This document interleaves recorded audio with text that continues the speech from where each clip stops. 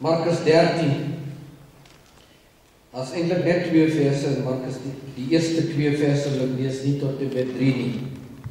Die opskrif daar sê die profetiese rede, die tempel sal afgebreek word. Toe Jesus van die tempel af weggaan, sê een van sy disippels vir hom, Here, kyk watter geweldige klippe en watter geweldige boue. Jesus sê vir hom, sien jy hierdie groot geboue? Hier sal nie een klip op die ander bly nie. Alles sal afgebreek word. Mag hierdie geleesde gedeelte op elkeen van ons harte inbrand. Dit is altyd 'n wonderlike voorreg om in God se teenwoordigheid en in God se woning te wees. God beskerm ons. Ek vertel my net vir hulle gister hier agter toe loop ek daar na die apteek toe en koop vir my medisyne. Toe sê ek vir die apteker, ek soek iets wat binne 2 ure kan vir my help. Want ek moet die werk van die Here klaarmaak. Toe vra hy vir my, toe sê ek, maar ek moet kerk toe gaan. Ek kan nie siek lê nie, kan nie by die huis bly nie. Want die Here stuur hier vir my 'n SMS en sê vir my, ek kan nie vandag vir jou boeten bewaar en beskerm nie. Hy is altyd daar vir ons. Hy maak nie verskonings nie. Die wonderlike ek. Hulle sê jare gelede, toe die laaste beton van die bekende dam, die Verwoerdam by Norfolk spond, wat nou die Geriepdam is, het die koerante in groot letters berig, die oranje is getem. Neil Armstrong sit in Julie 1969 sy voet op die maan, en die mense kondig met trots aan. One small step for man, one giant leap for mankind. In die VSA roep 'n beroemde bokskampioen selfverseker uit. I am the greatest. Ja, so lank gelede soos 1912 loop die pragtige Titanic teen 'n ysberg vas en honderde passasiers lag dit af met The Titanic is unsinkable. So is die mens. Dit is dan dat God die oranje se dambal laat oorstroom, sodat mense op die vlug moet slaan. Dit is dan dat Muhammad Ali tot 'n jammerlike swakkeling ineenstort en die Titanic se staalrom soos 'n papier voor die ysberg opgevrommel word. Want as God spreek, word die velversprekende ek as 'n armsalige, onsekere, menslike swakkeling ontmasker. Die wonderlike ek tree na vore as 'n verganklike twyfelaar. 'n Mens vol swakhede en foute, want slegs deur die genade van God is ek wat ek is. 1 Korintiërs 15:10. Romeine 7:24 en 25 sê vir ons, ek ellendige mens, wie sal my van hierdie doodsbestaan verlos? Aan God die dank, hy doen dit deur Jesus Christus. Nou gaan jy vir my vra, waaroor die opskrif? God se woning. Wat het dit nou te doen met die Titanic, Muhammad Ali, Neil Armstrong? Jy sien, om 'n huis, 'n woning, ons is ook 'n woning. Ons liggaam is God se tempel. Om 'n huis te bou vandag verg baie moeite.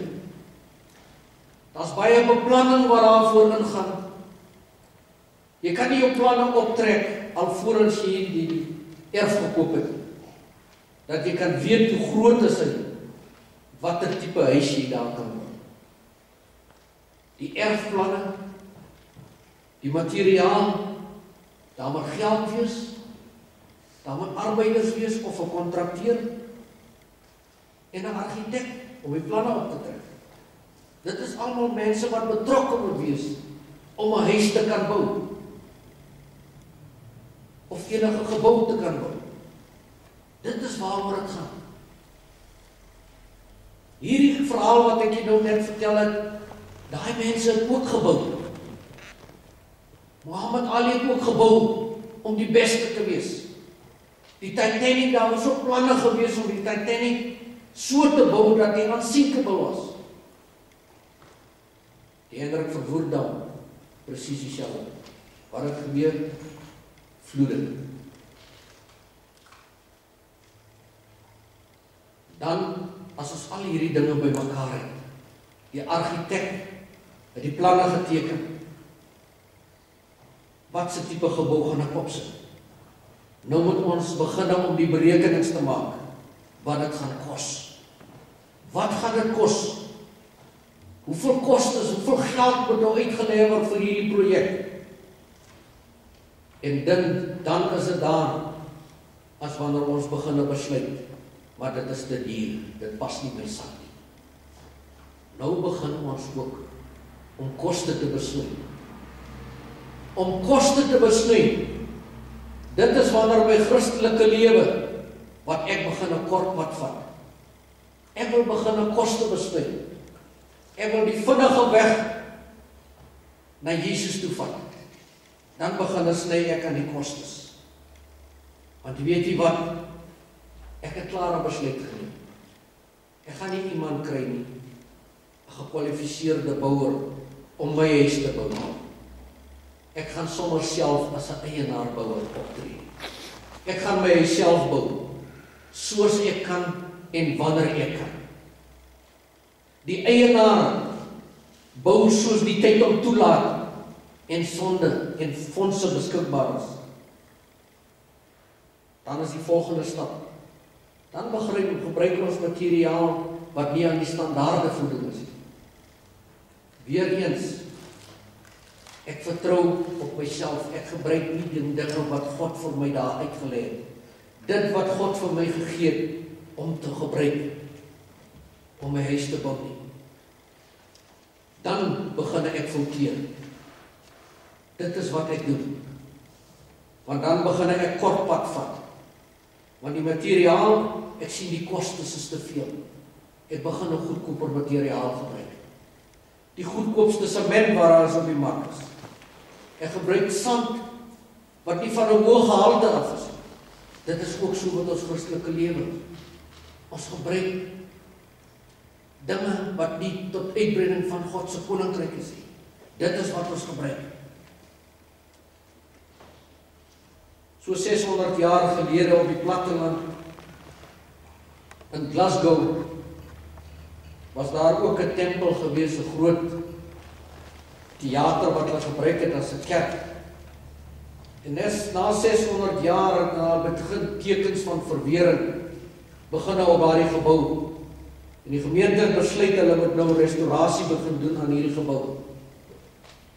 Want die blokke en die dinge lyk nie meer so voordat die bougebou in mekaar sit. En toe van die ons nou begin met die restaurasiewerk begin, toe sien hulle maar van die blokke by die dakkappe was gestit gewees met marble blocks. En op hierdie marble blocks was engele se gesigte op uitgekerf. Op elkeen van hierdie marble blocks was engele se gesigte uitgekerf gewees. Niemand het dit ooit gesien nie. Niemand sal dit ooit sien nie, want niemand kom daar nie. Tensy hulle besig was met die restaurasie.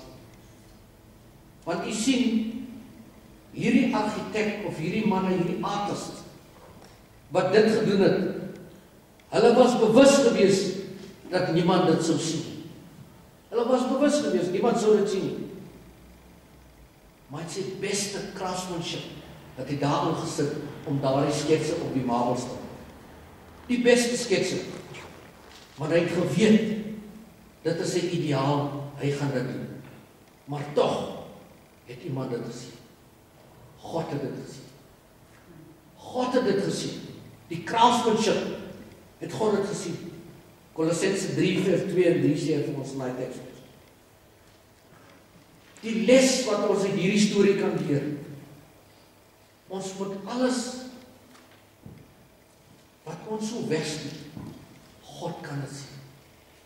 Al steek is dit waar weg, God kan dit sien. Hoe lyk my huis? Hoe lyk my huis wat ek vir myself bou? My tempel, materiaal wat ek gebruik het, om my tempel van God te bou. Daai tweedehandse materiaal of materiaal wat ons gebruik, wat nie van die standaarde is nie. Een of ander tyd moet die bouinspekteur die gebou kom ondersoek en kom inspekteer. Wat gaan gebeur as die bouinspekteur daar kom? Hy keer die gebou af. Wie is die groot bouinspekteur? Jesus. God kom as die groot bouinspekteur en keer daai konstruksie af. Want dit voldoen nie aan die vereistes nie. Dit voldoen nie aan die vereistes nie. Jy sien, om op die eie ek staat te maak, vertrou ek net op myself. Ek dink ek kan die lewe hoe ek my huis bou, is goedgunstiglik in my oë sien ek die wonderlike persoon. Maar dis nie wat God vir ons wil gee. God gee vir ons die riglyne om daai huis te bou wat God in kan woon. Want as die bouinspekteur kom, ek keer die konstruksie af. Ek vertrou net op myself. Ek weet wat ek doen. My huis lyk vir my baie mooi van buite, baie mooi geverf. Klere staan uit, maar hoe lyk die struktuur? Hoe lyk die struktuur van hierdie gebou? Baie keer hoor ons van iemand wat 'n gebou koop of 'n huis koop, en agterna bly hulle in die huis en dan vind hulle uit maar daar's 'n probleem met die konstruksie van die gebou. Met die dak, met die kappe, daar's 'n probleem met die konstruksie. Jy het dit nie geweet nie. Jy het dit nie geweet nie. Dieselfde met ons Christelike lewe. Ons bou aan ons Christelike lewe, maar die konstruksie weet ons nie eens van. Dat die konstruksie sterk genoeg is om te dra. Daar wat ons nodig het, ons het die groot boumeester en dit is nodig. Ons het vir God nodig in ons lewe. Om ons geboue klaar te maak. Om ons huise klaar te maak. Daardie armoedige huise, ons sien so baie op televisie, dat as daar storms, veral in Amerika, waar daar storms is, ons waai daai wind daardie geboue asof dit papier is, kan my huis staande bly teen die storms van die lewe. Daar so baie storms en Satan sit so baie storms op ons pad. Kan ek staande bly? Bly my huis staande teen die storms? Hou my huis se veiligheid risiko in. Wat as die storm my huis tref? Wat van my vrou, my kinders, my familie, binne in my struktuur? As my huis instorm. Nie net ek nie, maar my familie gaan ook daarmee heen. Ons kriseer. Maar as ek my huis gebou het op God se fondasie, dan kan ek staande bly. Jesus is die bouers van ons huis. Jesus het die fondasie gelê. Jesus is die fondasie van ons geloof. Dit is waar ons huise moet bou. Ons moet ons huise bou op God se fondasie. Dit is wat ons moet doen. Ons moet ons huise bou op God se fondasie. Ek wil vir julle 'n verhaal lees hierso van ook in die platteland, daar iewers in Ierland en Engeland, wat is daar 'n kerk gewees. Al hierdie ou kerke het ons hierdie groot klokke gehad. En hulle het gesê dat as iemand 'n spesiale kollekte of iets na die Here te bring, dan lei daai klokke van self. En daar het 'n arm weduwee met haar seun so buite in die dorp gebly. En die mense het maar gewag, maar daar was jare wat het verby gegaan het, sonder dat hierdie klokke gelei het. En een oggend, reënderige oggend, toe die sneeu so dik lê daar buite, toe is hierdie ou moeder siek. En haar seun het gesê, maar hy sal alleen gaan kerk toe. En sy het vir hom 'n appel ingesit, 2 broodjies ingesit, om saam te vat vir die pad, want hy het 'n hele eind ver loop.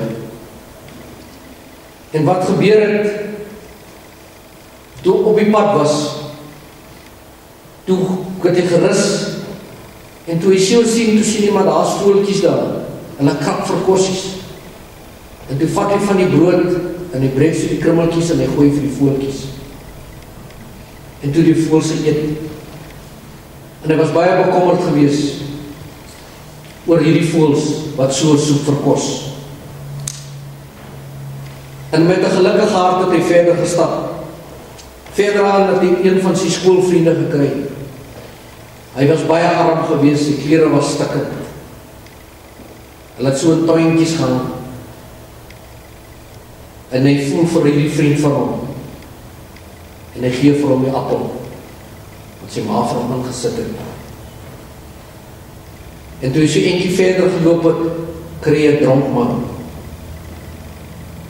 En sy ma het ook vir hom 'n penny gegee om in te gooi in die collectebord. Toe sien hy hierdie dronk man sê vir hom, hy is honger uit die kosie. En hy vat toe sy laaste penny en hy gee dit vir die dronk man. En hy stap toe na die kerk toe.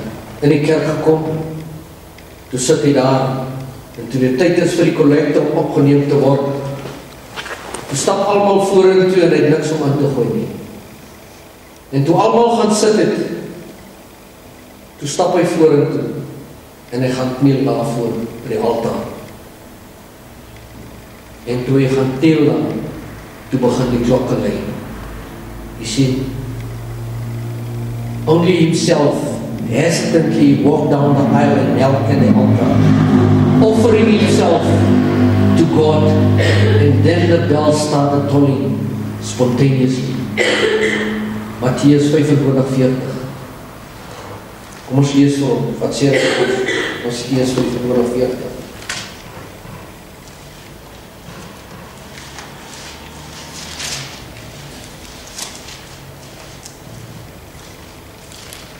En die koning sal hulle antwoord, dit verseker ek julle, vir sover julle dit aan een van die geringstes van hierdie broers van my gedoen het julle dit ook aan my gedoen. Jy sien hierdie klein seun, hy het homself gegee vir die Here. Hy het sy huis wat hy het hy die Here aan die tempel gegee. En toe die klokke gelui. Dit is wat ons moet doen, ons moet onsself oorgee aan die Here. As die bouwer, Christus, die bouwer, het hy die konstruksie met lewende stene gebou. As hoëpriester kyk hy na ons, solank ons in ons nuwe huis bly. Hy het met die boustene van die lewe, het hy ons konstruksie gelê. Jesus is ons meesterbouwer. En soos ons ontwikkel, dat ons 'n helder, skoon en goed gemeubileerde huis is, reg vir die meester om in te trek. As ons Jesus in ons huise kom, moet dit goed gemeubileer wees. Hy moet sien dit is 'n mooi huis. Hy moet reg wees vir ons om in te trek. Kom ons lees Mattheus 25. Dis Hebreërs, dit is eintlik Hebreërs 25:40.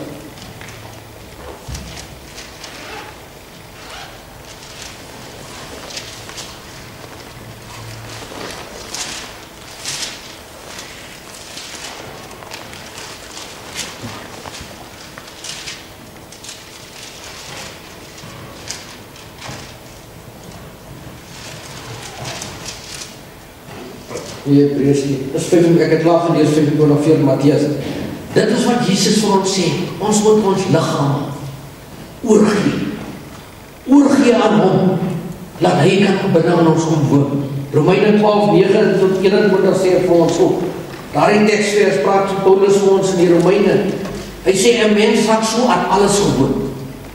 Ons raak glo gewoond aan alles rondom ons. Dit gebeur ook in 'n mens se geestelike lewe. Maar die wonder dat jy jouself God se kind mag noem, aanvanklik amper jou asem uit wegslaan, het jy mettertyd so gewoond geraak, dat jy deesdae by tye skoon vergeet, dat ons eintlik 'n Christen moet wees. Daardie tyd wat Romeine vir ons praat, ons moet raak so gewoond aan die dinge rondom ons, dat ons vergeet. Die probleem is, dat ons egter so reg in ons grootste vyand se hand speel. Daar is niks wat Satan eerder wil hê, dat ons moet laat slag lê. Hoe minder ons Bybelstudie doen, hoe beter gaan dit hom pas. Dan kan ons huis nie groei nie, ons kan ons huis nie klaar bou nie. Is dat ons sal groei in geloof. Hy wil net so min hê dat jy naby aan die Here moet lewe. Daarom sal hy ook sy bes doen om te sorg dat jy jou besig gaan raak, totdat ons self ons later nie meer tyd vind om met die Here in gebed te tree. Dan maak ons allerhande verskonings. Daarom kom Paulus hier in Romeine 12 met die geweldige oproep. Moenie verslap nie. Bou jou geesdrif, lewe voluit vir die Here. Lewe voluit. Maar ons is bevrees, dit sal nie genoeg wees, dat ons met baie hard probeer om dit reg te kry nie. Ons sal meer as dit moet doen. En tyd die tyd dat ons sal met hart, as die Gees van God jou laat hart volhard. Ons moet onalleenlik volhard met die Gees van God. Daarom was die ander ook in die geval oorgawe. Totale oorgawe. Hoe nader ons aan die Here lewe, hoe beter sal ons kan volhard. My huis moet kan volhard in die strewe na God. Ons moet so min goed doen as wat mense meer afsit as of gemaakte enthousiasme. Geesdrif wat jy self probeer opwek omdat jy weet dat jy geesdriftig moet wees, is kunsmatige dinge wat niemand sal beïndruk. Alleen die geesdrif waarvan jy oorloop, omdat jy deur die Gees begeester is, sal mense na Jesus toe aantrek. Want dit is een ding wat geen mens kan weerstaan nie. Juist omdat daar so min in ons lewe van elke dag is waaroor 'n mens regtig opgewonde kan raak. Die geheim is raak deur die Gees begeester. Hoe lyk my woning vanmôre? Hoe lyk my huis wat Jesus moet die intrek kom neem? Is my huis ontvanklik? Is my strukture sterk genoeg vir Jesus om in te kom woon? Of sal die groot bouinspekteur kom en die konstruksie kom afkeer? Jesaja 32:17 sê vir ons, wie volhard en reg doen, sal vir altyd rus en sekerheid geniet. Hosea 4:1-2 sê, omdat toewyding aan die wil van God ontbreek het, het vervloeking, valsheid en egbreek hand in hand toegeneem. Hosea praat hier van die woord toewyding. Ek moet toegewyd wees aan God. Ek moet God benader in my bou van my huis. Ek moet toegewyd wees. 2 Korintiërs 11:3 sê vir my, maar ek is bang dat julle gedagtes weggelei sal word van die onverdeelde en suiwere toewyding aan Christus. Ons moet nie dat ons gedagtes ons weglei nie. Ons moet nie dat ons gedagtes ons laat ons teenbesluite maak dat ek goedkoper sal bou nie. Net om net 'n huis te hê. My huis moet kan staande bly teen die aanslag daar buite van die storms. Ons moet vashou aan die kruis. Ons moet staande kan bly teen die storms van die lewe. 1 Timoteus 6:11 sê vir ons, streef na opregtheid, toewyding aan God, geloof, liefde, volharding, minsaamheid. Dit is waar woorde wat Timoteus hier vir ons spreek. Toewyding, geloof. As ons nie geloof het, kan ons nie staande bly teen die aanslag van die lewe.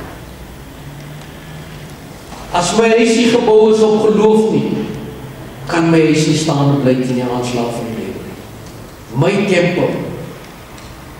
My tempel wat ek bou, moet ek God se hand kan sien.